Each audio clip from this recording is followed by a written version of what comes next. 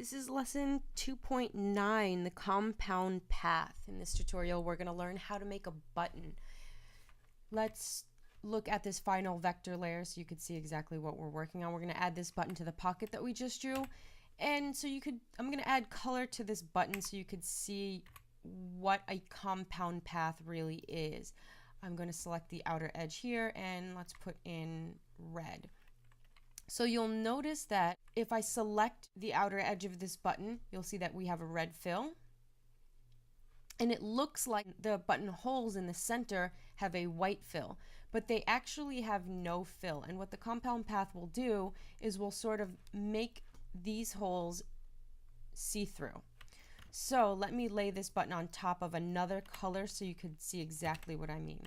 Now you'll notice if this button is hovering over a color swatch here, that I can see through the buttonhole and I can see that blue behind it. That's because this is punched out.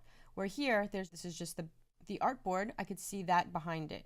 We want to create this compound path effect so that we don't always have to change the centers of these buttons, and we can create different things like buckles or other trims with this function.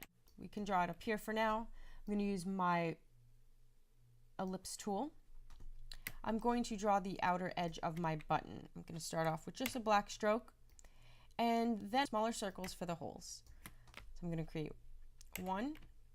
I'm going to make a copy of this, select them both, holding my shift, using my alt to make another copy of that. I'm then going to group that together, right click group, and then I want to align this group in the center of my button. So I'm going to select both the button and these holes, and I'm going to make sure I have this align to option clicked on align to selection, and then I want to align them horizontal center and also vertical center. So now this group of holes is placed in the center of my button.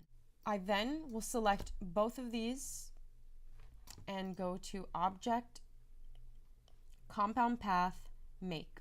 And that's all you have to do to create that effect of where these holes are now punched out. So if I go ahead and I try to fill in blue here, then you'll notice that there is no fill in the center of these circles. You can go in and add other details such as this rim. This is just another circle inside. It has nothing to do with the compound path. It's just another drawn element on top, as well as these thread stitching that's in the center of these holes. If I wanted to get rid of that compound path, let me go back here. I could then right click on that and say release compound path, or I can go up into the menu and say Object, Compound Path, Release. And that you'll see automatically now we cannot see through these holes. So once you have your button drawn the way you want it to, you're going to go ahead and bring that over to the pocket you've made.